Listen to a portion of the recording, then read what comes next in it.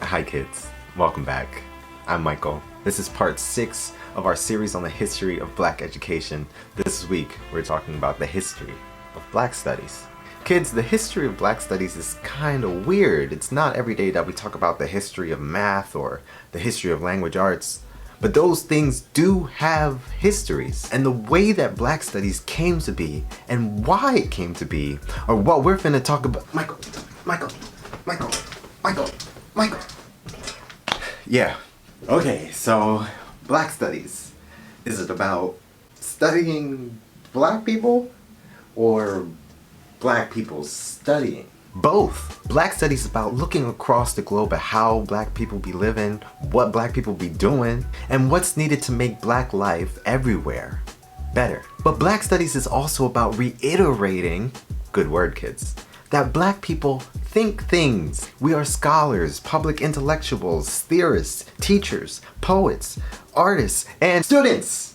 You got it. So yeah, Black studies is also about studying how Black people study. We have to remember this since most Eurocentric ways of thinking and knowing saw Black people as intellectually inferior and incapable of even studying. This is Manny Marable. He's a historian. He uses 3 categories to tell us what Black studies does. Describe, correct, prescribe.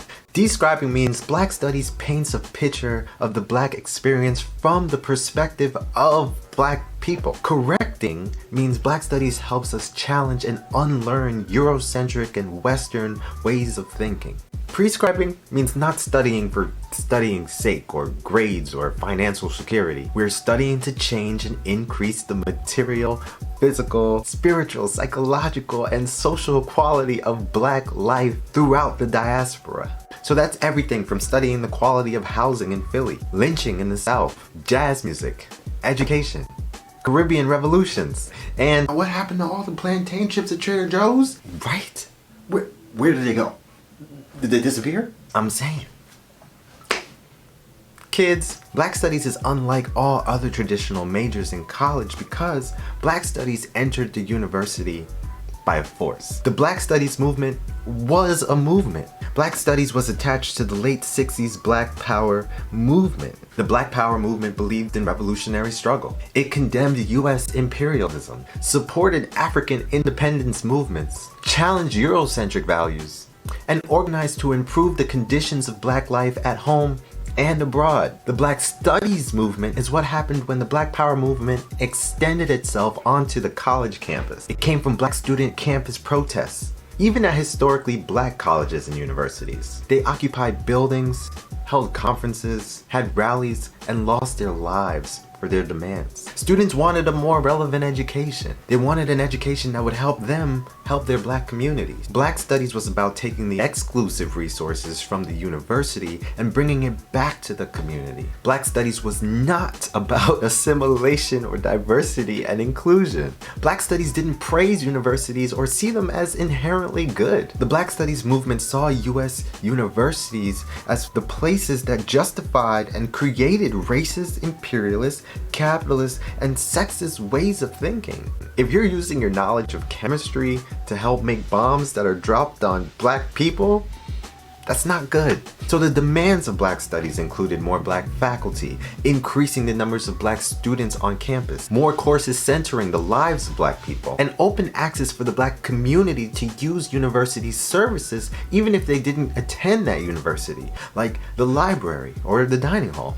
The Black Studies movement was part of a global struggle for the liberation of all colonized Black people in Africa and the Third World. It was a collective movement against racism, capitalism, and imperialism, and we owe them a lot, kids. But the most important thing to remember about Black studies is that Black studies was born within the Black community and then went to the university, not the other way around. The first Black studies professors didn't have Black studies degrees. Some were former K-12 teachers, some were students, and some were community members. Black studies was happening in the community before the creation of an official Black Studies department. Which brings us to today's story, kids. Harlem's National Memorial African Bookstore. Louis Michaud created the National Memorial African Bookstore in 1939. He called it a house of common sense. When you'd go to the National Memorial African Bookstore, you'd find books about Black people and by Black people from across the Black diaspora. Just like a lot of Black bookstores across the country,